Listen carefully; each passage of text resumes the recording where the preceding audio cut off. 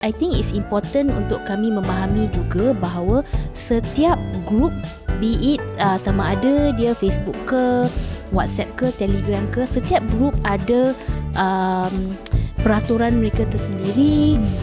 They also have their own way of managing the content. So seperti Didi kata tadi, like Autisma Malaysia memang ada resource for information. And going back to your question as well, some Facebook groups, yes, they do upload resources and information, tapi ada juga groups yang hanya untuk discussion saja. So setiap group objektif mereka mungkin berlainan. And also let's not forget about support groups that are not just Malaysia based but wider as well. So based on that, I would also like to give a shout out to the website called OKU Rights Matter, which was started by a group of us who just wanted to put what the situation of the rights and laws in Malaysia as far as all OKUs are concerned. That means all orang kurang upaya, persons with disabilities, what the law, what the status is in terms of employment, in terms of the legal remedies, and in terms of the act. So there's a lot of online resources there. Hai, selamat sejahtera dan selamat datang ke Kita Family Podcast. Hari ini kita mempersembahkan episod ke-39 Kita Family Podcast.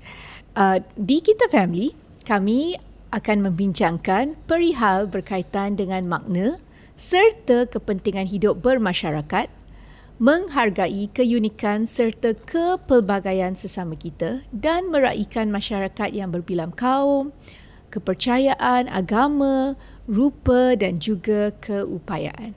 Kami menghargai hidup secara inklusif yang mengambil kira keperluan segenap lapisan masyarakat, terutama bagi mereka yang kurang atau berkelainan upaya. Welcome to Kita Family Podcast dan edisi Chit-Chat Mak-Mak Neurodivergent. Kali ini kami akan membincangkan dua lagi topik yang memang menjadi topik hangat, iaitu di manakah kami mendapat support ataupun sokongan. You know, as mothers, that's what we look for. Bersama-sama saya hari ini dalam Chit-Chat Mak-Mak Neurodivergent adalah Didi dari Kota Kinabalu. Hai Didi. Hai. Hai. Assalamualaikum. Selamat sejahtera. Dan di studio bersama saya adalah Desiree. Hai, salam sejahtera. So the three of us today will be discussing a very important topic. Topik yang pertama adalah berkenaan apakah sokongan yang ada kepada parent dan ataupun ibu bapa anak-anak neurodivergent out there. Apakah jenis support group yang ada, apakah jenis sokongan yang boleh setiap ibu bapa cari ataupun jumpa ataupun access, dan how do we do it? Okay. So untuk memulakan, saya akan mula dengan Didi yang juga merupakan moderator kepada Facebook Autisma Malaysia. Okay. Kalau dalam Malaysia ni, online support group terbesar I would believe would be Autism Malaysia, sebab kita ada lebih 100,000, I can't remember the exact number, but over 100,000 members at the moment. It's a Facebook group dan kami tumpukan pada autism lah. Jadi pada ibu bapa, guru-guru, sesiapa sajalah, sama ada yang ada kawan yang ada anak autistik ke atau diri sendiri autistik, siapa-siapa, even ahli masyarakat yang mahu mengetahui lebih lanjut tentang autisma atau autism boleh menyertai Facebook Autism Malaysia, AUTISME Malaysia. So it's a Facebook group lah, dan dulu it used to be public group, group umum, tapi sekarang it's a private group sebab lebih mudah kontrol private group, kerana kalau public group sekarang Facebook dia ada satu ciri di mana kita tak boleh bukan kita tak boleh, maksudnya sesiapa sahaja boleh menjadi ahli secara automatik. You apply, you join, you terus jadi ahli. Tapi bila kita buat macam tu, ataupun sebelum ni kalau kita ada automatic membership pun, ia akan menyebabkan ada risiko untuk spam lah. Mereka yang tidak berkenaan masuk dan post perkara-perkara yang tidak berkaitan. Jadi bila kita buat dia sebagai satu private group, sebenarnya semua siapa-siapa pun boleh masuk, tapi kita ada menyediakan soalan lah, soalan mengapa mahu menyertai kumpulan tersebut. Jadi bila soalan mengapa dan dijawab yes, kita tahu ini kemungkinan besar adalah mereka yang sebenarnya mempunyai tujuan yang tidak betul lah, sama ada mereka yang just nak spam ke ataupun mereka yang nak scam orang ke. So yang tu kami sebagai moderator dan admin tapis lah. Kita bukan nak soalan yang spesifik macam kenapa, maksudnya macam awak ada anak autistik ke, apa kena mengena autistik dengan awak ke, tak, it's not like that. It's just that kita nak tapis bahawa yang masuk tu adalah manusia dan sekurang-kurangnya mengurangkan risiko lah. So Facebook adalah satu medium yang masih terkenal di kalangan mereka yang saya percaya berumur mungkin pertengahan 30 ke atas, sebab saya rasa kalau yang mereka berumur 20-an sudah tidak berapa menggunakan Facebook. Kan tak minat, mereka lebih kepada IG. Tapi of course ciri-ciri IG, Instagram dan Facebook adalah sangat berbeza. Jadi di Facebook kita ada group dan dalam group tersebut boleh bertanya macam-macam soalan lah berkaitan dengan autisma. Walaupun kadang-kadang ada soalan yang tak berkaitan ataupun tidak berapa sesuai ditanya, tapi di situ adalah kita boleh katakan satu ruang untuk kita bertanya, dan ia juga satu peluang kepada individu especially parents, new parents, untuk mengenali komuniti autism. Sebab dia online kan, kita nak jumpa semua orang secara in reality jumpa tu susah sikit. Bila online tu kita nak tanya soalan dan mendapat jawapan tu lebih mudah lah. So that's Autism Malaysia. Didi, adakah dia berlainan daripada Facebook group yang satu lagi, Dyslexia dan Autism Malaysia? Sebab ada Facebook group yang juga dikenali sebagai Dyslexia dan Autism Malaysia. So adakah dia berlainan? Sebab bila saya tengok group yang satu lagi tu, dia 13,000 followers atau pengikut. Memang berlainan dan boleh dikatakan dalam Facebook Autism Malaysia, selain daripada autism, banyak juga perbincangan tentang ADHD. Dyslexia mungkin tak banyak lah, sebab comorbidity yang lebih tinggi untuk mereka yang autistik adalah ADHD. So adalah, and then of course ada perbincangan tentang speech delay juga, sebab kebanyakan anak autistik mempunyai masalah speech, walaupun bukan speech delay tapi masalah pertuturan secara umum. Jadi itu adalah ada beza lah. I think dyslexia jarang-jarang sekali lah kita jumpa yang autistik dan dyslexic. Memang ada tapi tak ramai. So itu perbezaannya lah. Dan bila kita fokus tentang autism ni pun, kadang-kadang bila mereka bawa isu macam anak saya speech delay saja, anak saya ADHD, jadi akan ada perbezaan lah. Akan ada yang kita rasa macam lain lah dari segi kemampuan anak tu sendiri dan cabaran-cabaran yang dihadapi oleh parents. Okay, I'm asking this only because I'm not so familiar with that Facebook group. Didi, is there a resource center within the Facebook group? Or it's just a place for someone to get support and ask questions? And how does it work? Because there are some Facebook groups that have resources and files that are uploaded. Yes. Yeah. Autism Malaysia pun ada file yang dah di-upload, tapi because the nature of the group kan, group kita ni telah berumur sebelum pandemik dah I think 14 tahun macam tu, sebab right before pandemic, actually masa dah mula dah COVID tapi belum lockdown lagi. So right before the lockdown, we celebrated 10 tahun Autism Malaysia. Wow. So now dah about 14 tahun lah Autism Malaysia, yang ditubuhkan oleh sekumpulan ibu bapa.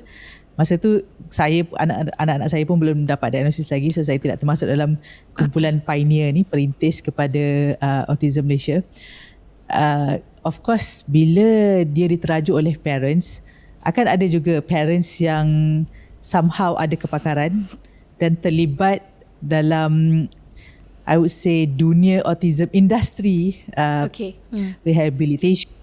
So yang buka center pun ramai. So after a while, as the group ni semakin berusia kan, ahli-ahli dia juga somehow morphing into all these roles tau.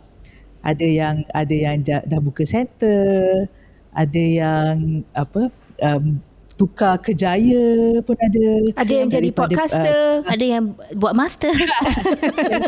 Ada yang, so memang ada, and then this Facebook group is not just for parents.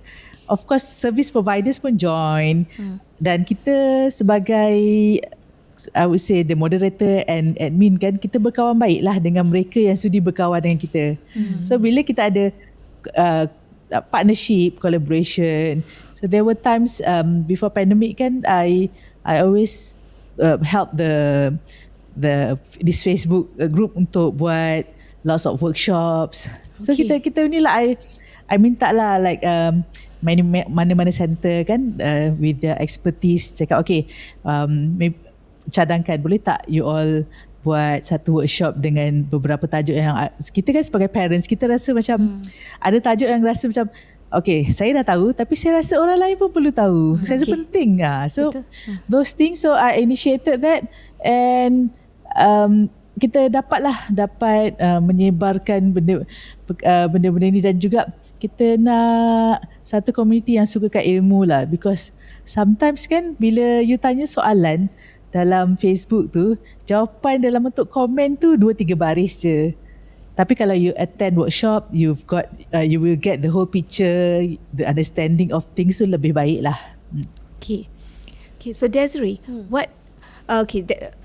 untuk makluman semua, Desiree juga adalah coordinator Project Hans, iaitu an online platform yang mempunyai link ataupun list kepada atau directory kepada apa-apa tempat sokongan ke, terapi ke yang Desiree dah jumpa, dan beliau telah compile dan masukkan dalam satu website yang dikenali sebagai Project Hans, yang dinamakan For Our Little Hans.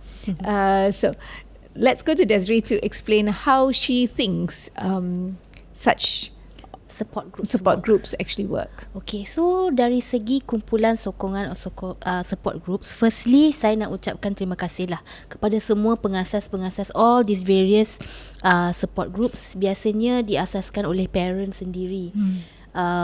Seperti saya jugalah, compile semua information, letak dekat website kan.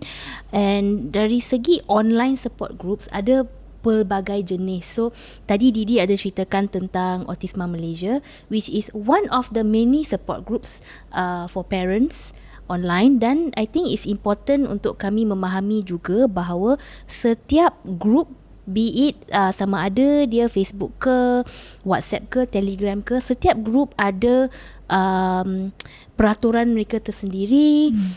They also have their own way of managing the content. So seperti Didi kata tadi, like Autisma Malaysia memang ada resource for information. And going back to your question as well, some Facebook groups, yes, they do upload resources and information, tapi ada juga groups yang hanya untuk discussion saja. So setiap group objektif mereka mungkin berlainan. And also let's not forget about support groups that are not just Malaysia based but wider as well. kan. So there are a few overseas, and even in Malaysia now we have like Aim High. They are formed by self-advocates for self-advocates. So contohnya there is one international support group that is run by autistics. So one of their rules is non-autistics boleh join, tapi you tak boleh komen. You boleh baca sahaja. Tapi kalau you nak tanya soalan boleh. Tapi kalau saya sebagai ibu kepada anak autistik nak jawab, only if the admin specifically say all are welcome to answer baru boleh. So it's important to be clear lah. So biasanya setiap group akan ada peraturan-peraturan mereka tersendiri. So apa yang saya suka, and I think what you've tried to say is, so even autistics have created an online presence and space for themselves. Yep. So I myself have also found that because on platforms like LinkedIn and Instagram, there are also groups called Neurodiversity in Law, which are international groups, and we didn't realize how many people in the legal profession around the world are neurodivergent. And then we have Neurodiversity in Medicine. So you notice that there are people in the healthcare industry as well who also are neurodivergent, and listening, and not, I would say listening because I consider reading the same, and then I translate it into a conversation, is also very interesting because their perspectives are very different. So based on that, I would also like to give a shout out to the website called OKU Rights Matter, which was started by a group of us who just wanted to put what the situation of the rights and laws in Malaysia as far as all OKUs are concerned. That means all orang kurang upaya, persons with disabilities, what the law, what the status is in terms of employment, in terms of the legal remedies, and in terms of the act. So there's a lot of online resources there, and I have to say that there are people who reach out and they send us they send us emails to say, oh, can we collaborate, or why don't you make your website into a Instagram page or into a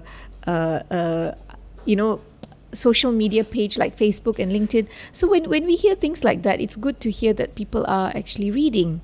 The other thing that also happens is we have people saying like, oh, boleh tak tulis tu surat kepada menteri supaya meningkatkan allowance daripada 400 ke 600 ringgit. Inflasi sangat tinggi. So things like that are not something that support groups are for, and but I think people who are sitting in their own homes without access to people just want to reach out online, and in a way it's good because you hear what people are saying, you hear what people are doing, but the role is limited. So if you're reaching out to support groups to get financial support, I think it's one of those things that are extremely rare and difficult to get. So kalau nak minta bantuan tu, they can direct you to Jabatan Kebajikan Masyarakat, they can direct you to wherever you can get some sort of financial aid. Tapi support groups ni memang tidak memberi financial support, ya. So tapi untuk support for other things like Didi said, memang ada. So how would you deal with that if they are looking for things like financial support, Didi, kalau kat Autisma Malaysia? Autism Malaysia. Memang ada kes di mana dia nak cakap anak ada autistik, anak orang lain pun autistik. So what happen, yang kadang-kadang kita nak verify pun tak sempat, where ada parents yang ada anak autistik post cerita, cakap dia orang susah, anak dia sakit, and then tapi dia tak nyatakan yang dia perlukan bantuan kewangan. Walau bagaimanapun ada ahli Facebook Autism Malaysia yang reach out kepada dia, dan dia pun ada orang nak tolong dan memberi nombor akaun dan dapatlah bantuan peribadi secara peribadi, yang maksudnya admin dan moderator tak tahulah kan, sebab ini berlaku secara peribadi. Kemudian setelah beberapa lama barulah pemberi sumbangan tu menghubungi kami dan menyatakan, can you check out this person? Rasa macam tak genuine tau. Dia bukan orang yang betul-betul susah ataupun kita panggil scammer lah. Kemungkinan adalah scammer sebab bila dah diberi sekali, minta lagi dan minta secara peribadi lah. Kalau sebelum ni dalam bentuk posting kan, posting public, tapi bila orang tu dah bagi, minta secara peribadi lah, cakap perlukan lagi bantuan untuk beli susu ke apa ke. Tapi sampai satu tahap orang yang memberi ni minta alamat dan cakap tak apa, mari saya dapatkan bantuan yang boleh datang ke rumah. Maksudnya orang lokal lah datang untuk ni kan, wherever you live lah.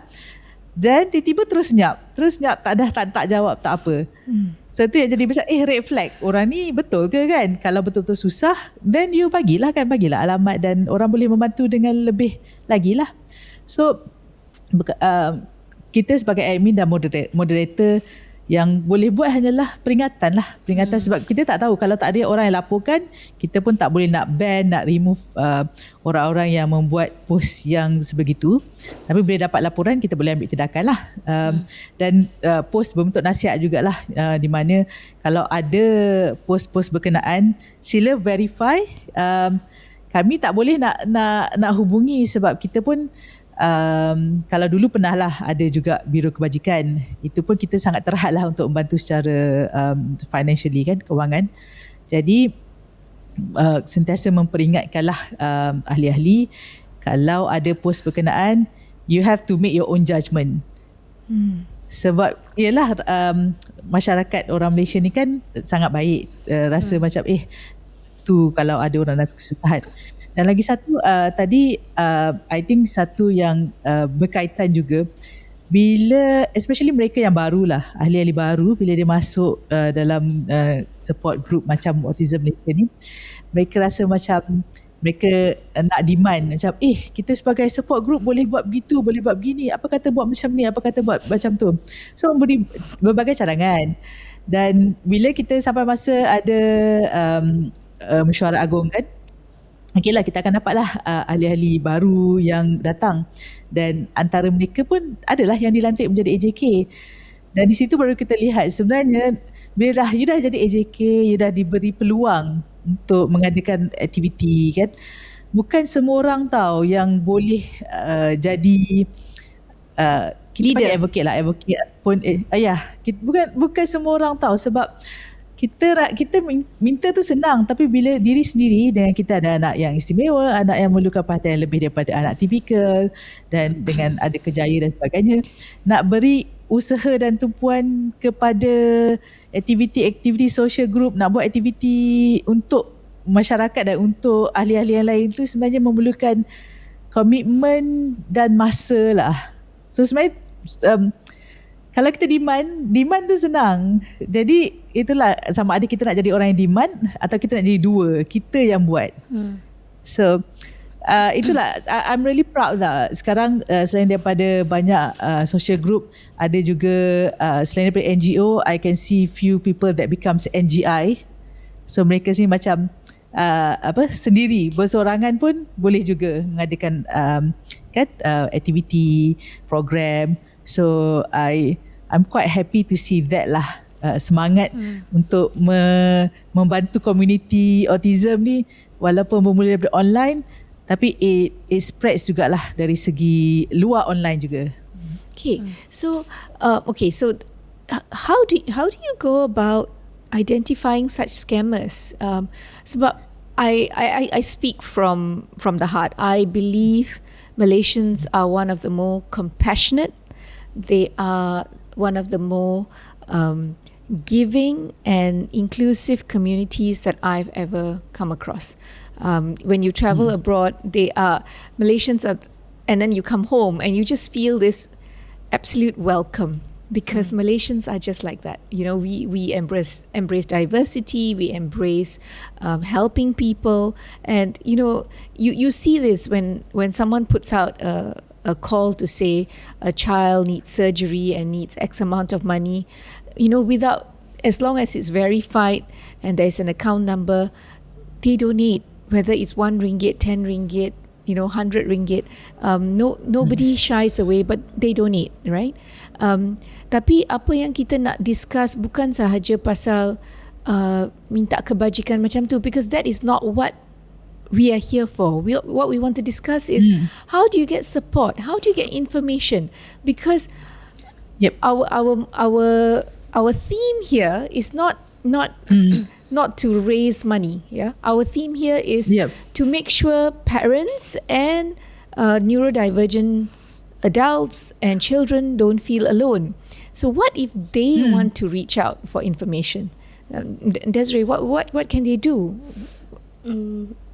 Reaching out for information on the support groups, you mean? On the support groups, and if they say, where do we go? Where to get started? Where do we get started?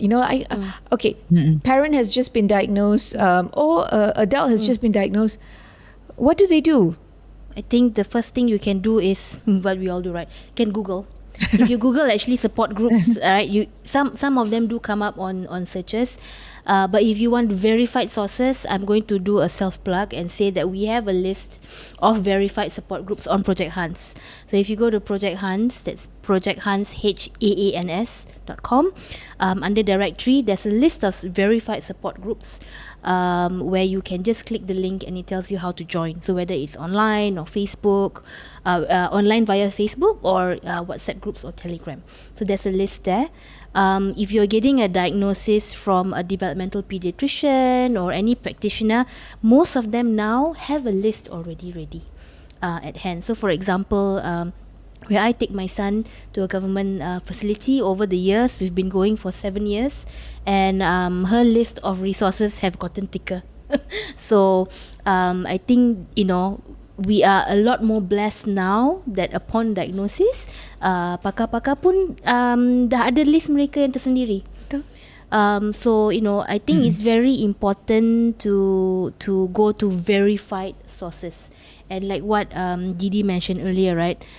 Scammers are everywhere, and which is why saya rasa lah beban dan tanggungjawab mereka yang kendalikan semua kumpulan sokongan ni sangat besar. And sangat berat. It is, and sangat berat. It is a very heavy burden to bear, and I have very special respect for all of you. Yes. Ramai orang tanya, Desiree, kenapa you tak start your own support group on WhatsApp? Memang ramai nak join. I'm like, it's okay.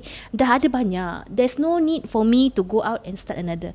Sebenarnya ada banyak support group on WhatsApp, and I'm in almost all of them actually. And the information is there. I don't need to always be a leader lah. Kan like macam Didi cakap, people will come, give this idea, give that idea, tetapi bila time untuk buat, tak tahu, tak boleh, tak berkemampuan. So walaupun, and I want to say this to people yang memang berkemampuan untuk buat, tak semestinya mesti buat, right? Like I know I can, if I really want to, I can start a support group, but then where is the collaborativeness?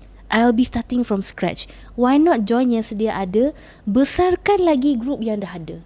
That is the power of community. Okay. Any thoughts on that, Didi?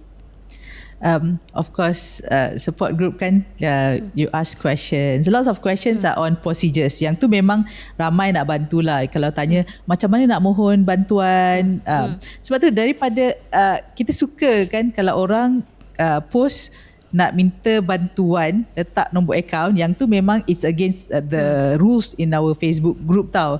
Dia tak boleh, you cannot ask for money, you cannot in our group.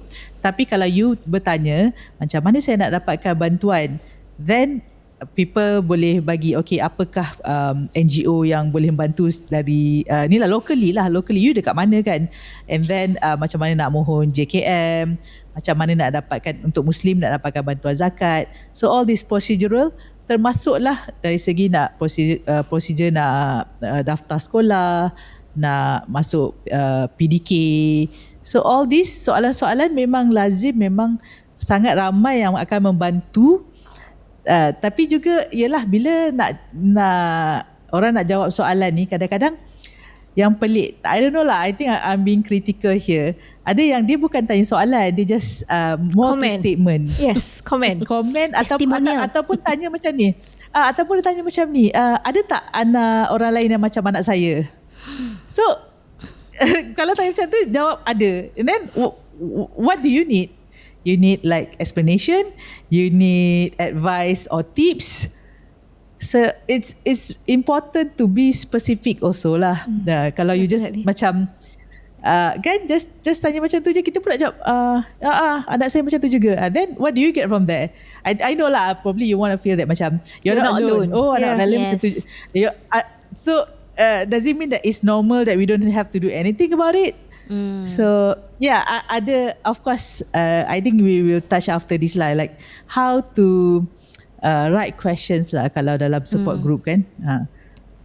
Can I just add one more thing pasal the funding and bantuan? Memang bantuan go to proper sources, as what Didi said. But if you want to raise funds yourself, you can go to GoFundMe websites and create your own page. Then people know it's legitimate lah. Katakanlah memang keluarga yang susah. Nowadays you can do that. So I just wanted to share that tip. Okay, so we have now done segmen pertama di manakah di mana kami membincangkan ada platform-platform online, dan we'll take a short break and we will be back to give you more tips on how to actually get the help that you really need, the information that you really need. Join us after this. Welcome back to Kita Family Podcast episode 39, and we are in the midst of Chit Chat Mak-Mak Neurodivergent, and we are talking about what happens when you are on social media and seeking for support and all the groups. So before the break, we discussed the type of support groups available, the type of information and resources available online, and how reading would make it more accessible. Tetapi kepada mereka yang tidak dapat membaca, ada juga infografik seperti yang ada di social media kami, Kita Family Podcast, yang boleh juga menolong. So this is something you need to look out for, and we put it up periodically, and let us have your feedback on what more you would like to see. So kalau yang nak resource yang lebih sekali, then adalah website-website yang ada di our World Wide Web. Tetapi bagaimanakah kita boleh verify sama ada kita akan dapat support yang memang kami perlukan, and how do we reach out for it? So can we start with Didi? Didi, any suggestions on how to ask the right questions, where to go? Okay, kalau bercakap tentang Facebook Autism Malaysia, of course there's a specific demographic lah di kalangan ahli ataupun yang aktif lah, demografik ahli-ahli yang aktif dalam Facebook Autism Malaysia. Jadi kadang-kadang soalan yang ditanya tu tidak dapat dijawab sepenuhnya kerana tidak termasuk dalam skop mereka yang berada dalam sosiodemografi tertentu. Contohnya macam topik yang kita bincangkan dalam episod yang lepas, homeschooling. Kalau kita bertanyakan soalan tentang homeschooling dalam Autism Malaysia, ada kemungkinan besar memang tidak mendapat respon yang secukupnya lah. Jadi social group yang berbentuk macam Autism Malaysia ni, dia lebih local, konteks yang lebih spesifik berdasarkan socio-economic status ahli-ahlinya, dan juga local context lah. Kalau kita pergi international, kita tanya soalan, mungkin dia lebih general, tapi kita tidak dapat konteks yang sesuai dengan apa yang ada dalam negara kita. Contoh dari segi services kan, kalau kita tanya apakah sokongan yang diperlukan oleh atau boleh kita dapat untuk anak kita di sekolah, bila kita tanya dalam grup international, orang yang menjawab akan memberi contoh-contoh apa yang ada di sekolah anak-anak mereka lah. Betul. Tapi kalau kita tanya dalam dalam local support group, kita akan dapatlah jawapan-jawapan daripada mereka yang berpengalaman di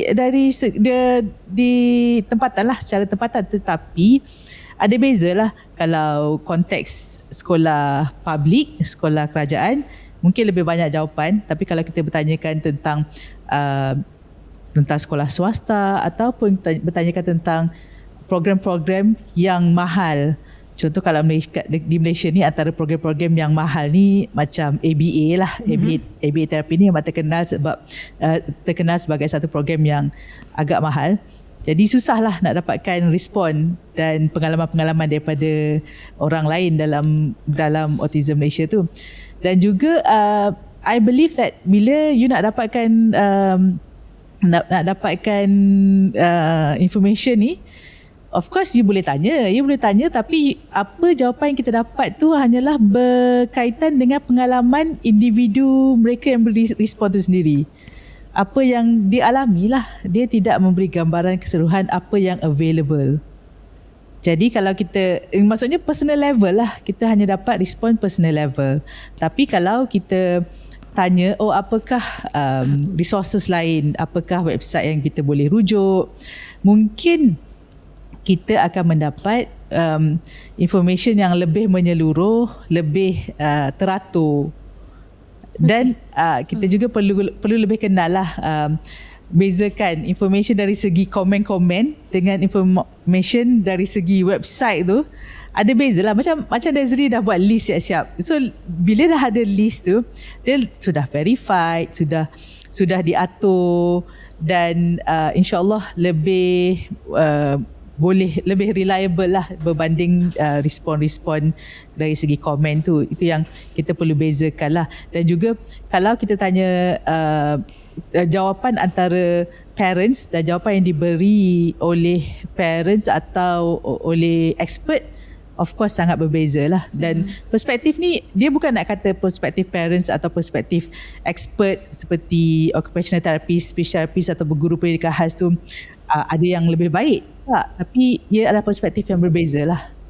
Tapi both we need both actually. We need all. Okay. Okay, I have seen on certain social media platforms bila parents bertanya, anak saya ada simptom macam ni, adakah anak saya autistic? Okay, that is something that we see. Or anak saya cikgu dah complain pasal dia tak boleh baca, adakah dia mempunyai dyslexia? Okay, so when you have general questions like that, Desiree, how do you think these online support groups would actually help? Okay, so in this case, I would say questions like that is a loaded question. It's a double-edged sword lah. So bear in mind, support groups like what Didi said, audience dia pelbagai. Depending on the group, ada audience yang khusus, ada audience yang pelbagai. Right? I've seen questions like this before. Anak saya macam ni. Then the answers, bila I scroll through the answers, memang confirm anak you autistic. Memang confirm anak you ada dyslexia. And I feel so uncomfortable. Yes. Tetapi it is not for me as well to go and say you're wrong. Kan? Although I know that it's not right for you to be getting okay lah, here's the disclaimer, jangan dapatkan diagnosis dari support group. Betul. Sekiranya nak dapatkan diagnosis atau pengesahan or even assessment, pergilah jumpa pakar yang berkaitan. Betul. Okay, so that's the first thing. And jangan label anak-anak mengikut apa yang dinyatakan dalam support group. Betul. And so when you ask these questions as well, any kind of question, you also have to be prepared for all kinds of answers. So saya bagi contoh soalan yang lain ya, which can be triggering for some parents. Anak saya suka sangat main dengan handphone. Macam mana nak kurangkan? And then you will get answers like, siapa suruh bagi handphone? Right? So and then you have a parent like me who's like, kalau I tak bagi handphone, macam mana I nak bawa kereta dengan tenang? You know? And I know I'm not the only one, right? And in some cases, the handphone or the song or apa-apa gadget yang digunakan is a self-regulating tool.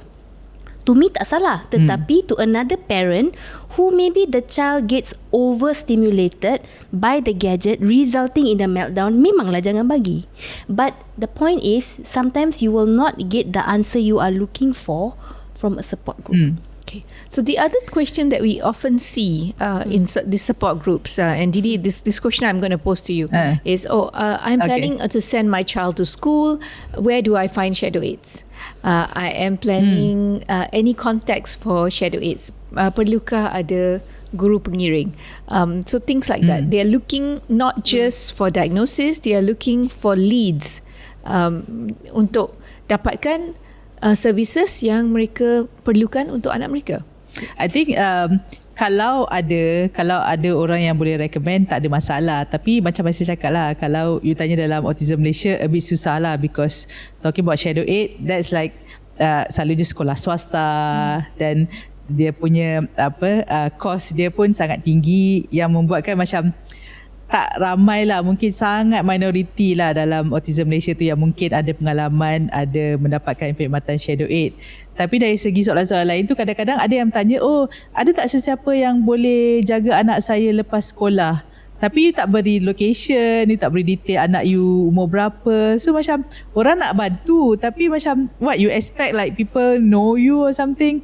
So sometimes orang tak faham that you have to be specific dalam bertanya soalan. And then there's also a risk of bila dalam group ni kan, social support group ni, you are being vulnerable lah bila you nak share all these details kan. You must yes, you have to beware of predators. Yep. Yes. You have to, and then of course kita ada rules dalam Autism Malaysia di mana tak boleh post gambar anak yang tidak memakai pakaian yang sopan, sebab kita tak nak jadi sumber kepada mereka yang mempunyai niat yang tak baik lah. Dan kemudian macam Desri cakap tadi kan, mendapat respon yang tidak diinginkan. Dia tidak sebenarnya negatif, tapi kadang-kadang ada parents yang I think all of us pada mula, especially dalam setahun hingga 2 tahun pertama tu, mungkin setahun pertama tu clueless, 2 tahun 3 tahun bila kita mula rasa confident dalam kita punya parenting skill, kita mula faham autism tu, kita akan rasa macam I have this information, I have this knowledge yang I rasa semua orang perlu tahu, semua orang perlu bersemangat macam saya. Yang tu yang menjadikan macam whatever you believe, you nak komen dekat orang macam kenapa bagi gadget, kenapa gini. So ada clause dalam Autism Malaysia yang kita cakap kan, tidak boleh mendatangkan ataupun mengganggu keharmonian dalam grup kita. Jadi kalau ada sesiapa yang dia terlampau bersemangat tapi menggunakan nada yang tidak sesuai kan, macam you nak marah-marah pula, orang tanya je kan, kalau you don't believe in it, you rasa otherwise, boleh berkongsi pendapat, tapi jangan sampai nampak sangat you marah, you judgemental, you tulis dalam ada caps tone yang ataupun macam penyalahkan, mak bapak lah ni apa semua. So all those kan, kita ada clause, dan apa lagi, admin moderator kita bagi warning, kalau buat lagi kita just kick je lah, sebab come on lah, it's already hard kan, kita ada anak yang special needs, and then nak tambah pula orang yang nak this is what the Malay call tarbiyah sentap. Dia nak bagi tarbiyah, dia nak bagi nasihat, tapi at the same time dia menyakitkan hati. Ada orang boleh terima macam terima kasih menyedahkan saya dengan keadaan pesanan yang keras macam tu, tapi sebenarnya tak sesuai lah. Kalau dalam Autism Malaysia kita tak terima tone yang keras macam tu.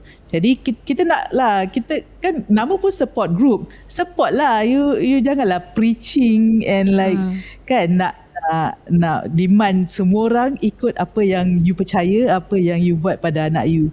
It's neurodivergent, like satu anak autistik dengan anak autistik lain berbeza. Yep, I have an answer on the Shadow 8 bit actually. Sorry Didi, did I accidentally mencelah? So No, right. So like what Didi said, different groups also different audience, right? So there is actually an online Facebook group of special educators. So carilah group yang sesuai untuk tanya soalan tersebut. So like if you're going to look for a Shadow 8, your chances are higher asking in a group of special educators. Or an educational support group. Education support group, yeah. Or an employment support group for employment related issues. Yes, but also depending if it's employment related to neurodivergence. So if you go to OKUs in general, employment, you may not get the answer for a neurodivergent. So kena research lah.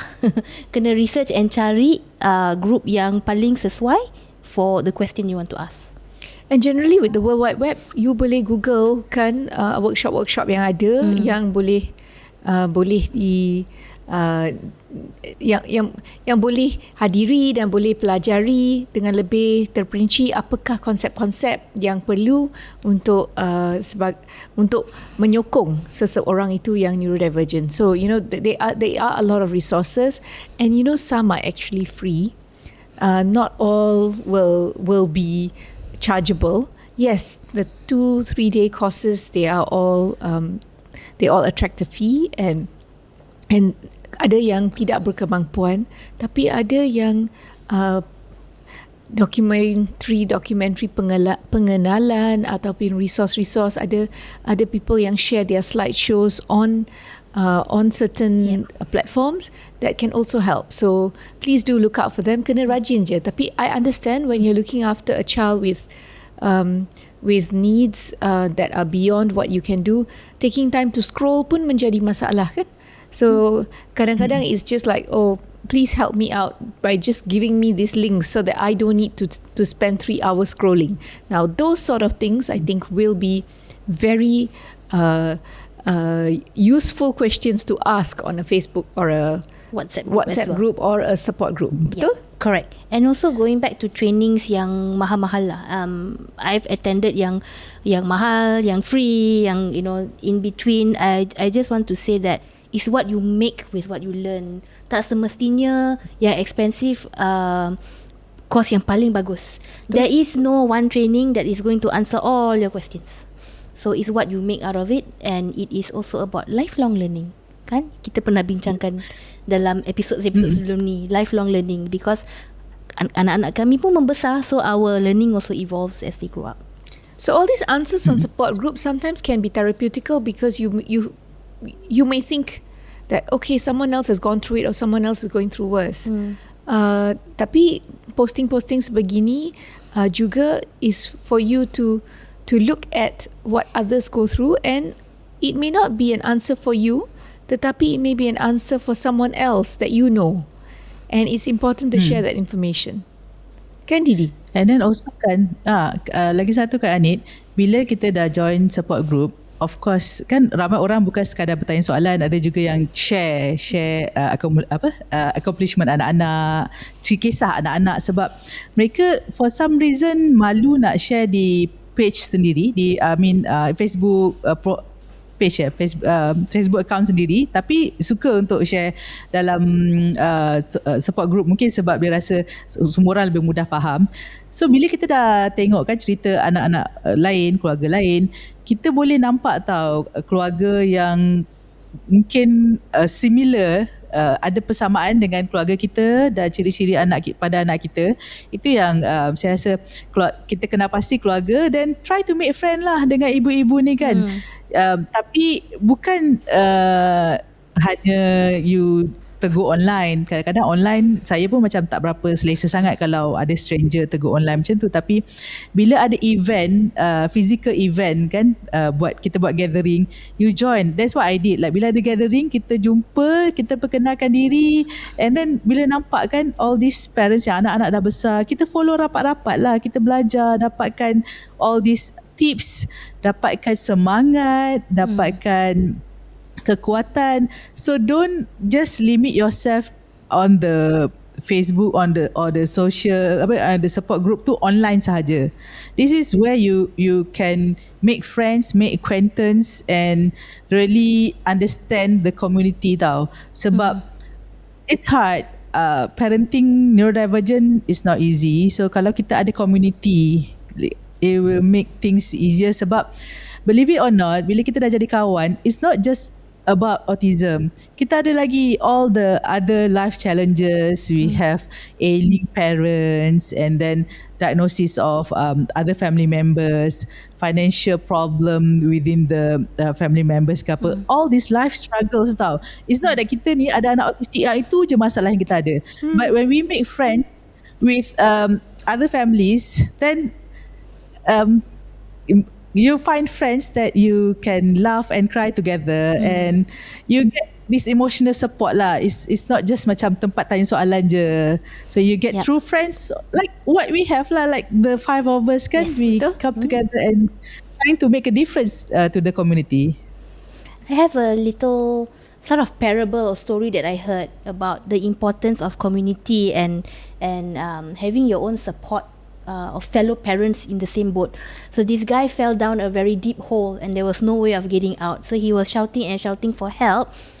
Few people walked by and he asked for help, and they said, "Oh, I'll throw you a ladder, or I'll throw you a rope," but they never came back. And then this special needs parent walks by and sees that special needs parent down in the hole, and he shouts for help, and this guy jumps into the hole with him. And so the guy who was already in the hole initially says, "Why did you jump into the hole with me? Now we're both stuck down here." And the guy replies, "Well, I've been down here before. I'll show you the way out." So that is an analogy I usually like to tell, especially parents who are new to this journey, and adalah yang segan, ada yang masih dalam denial, ada that will say things like, "Oh, don't worry, my family is supportive, they love me." Yes, not denying, there are ramai extended family yang supportive, tetapi sekiranya mereka tidak mempunyai anak yang neurodivergent, there may be certain things mereka mungkin tak faham. Betul? And it's not wrong, tak salah, doesn't mean we sayang them any less, but this is why it's important to connect with people on that same journey with you. So it's about building a community, and the community being online, because there are sometimes you need services like I know I went to see one special needs parent once, and instead of, and I thought I was going to discuss the child, and she ended up asking me for legal advice on how to get a divorce. And I remember thinking, I came here thinking I'm going to speak about the child, and this is something so different.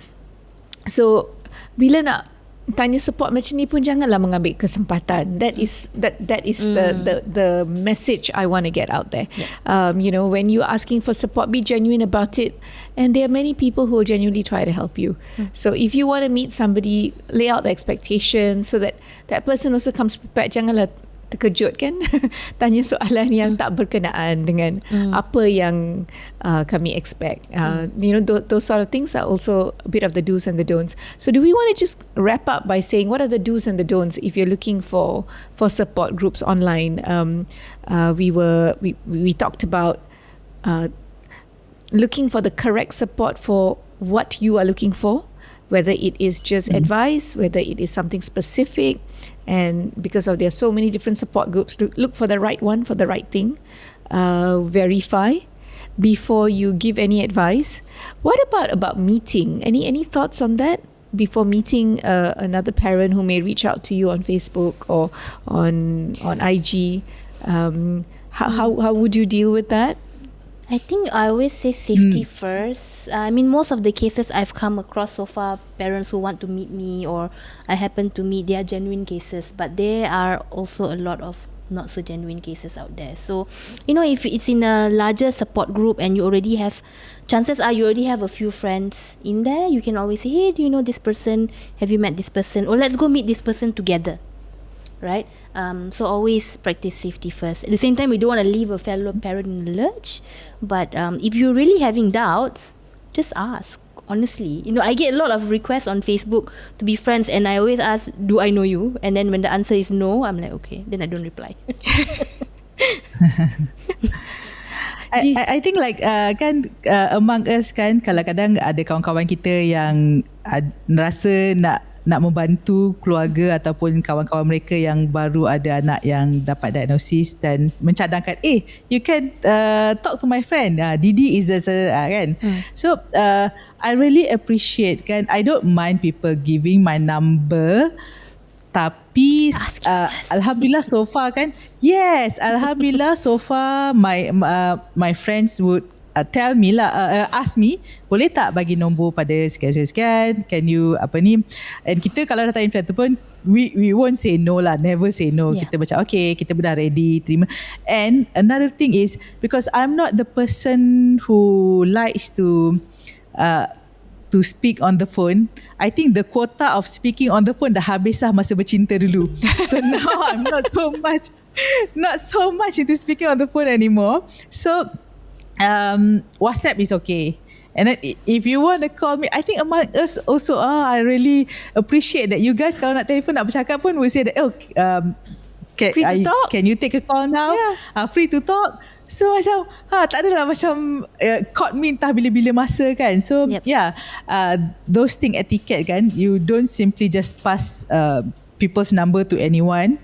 And then kalau bila nak tanya soalan secara peribadi, I understand there are things that you rasa macam you tak boleh nak post online. You tak nak orang lain nampak because it's not something that you rasa selesa. So you DM or PM specific person because you nampak dia pernah post pasal related thing lah dekat dalam support group tersebut. So bila hantar dan tanya soalan, okay, you can ask for questions. Kita pun boleh jawab lah secara general dan based on our own experience. Tapi kadang-kadang ada yang mahukan kita memberi jawapan macam as if kita ni consultant tau. Yes, kita boleh professionals. tentukan, okay. Cheat sheet.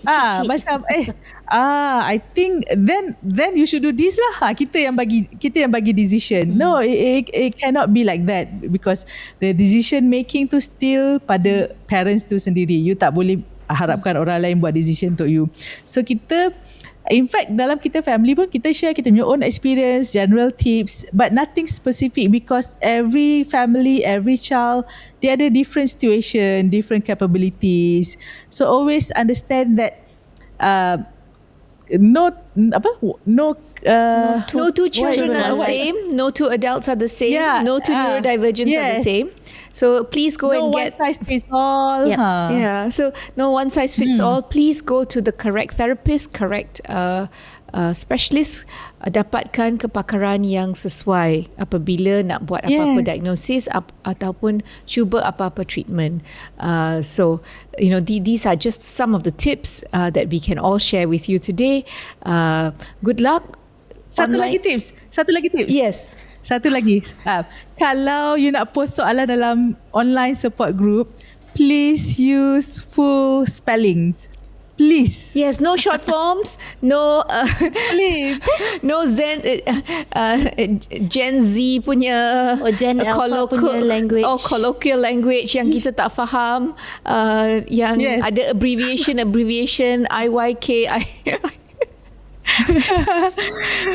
Yeah, so things like that. Please be specific. Yes, be specific, right? Be polite and don't comment. If you can, please do not comment to menyakitkan hati orang. That's what we are like, compassionate, kind and inclusive communities. Let's keep that going. So with that as final words, good luck in finding your support group. We all pray you find your tribe. Continue to, if you like conversations like this, continue to inspire us by reaching out to us with your comments, with your likes, with your shares. Please continue to subscribe to our YouTube channel and like us on Instagram, Facebook, and we are also on Spotify. And TikTok. So dengan itu, terima kasih dan signing off from episode 39 Kita Family Podcast. Bye. Bye. Bye.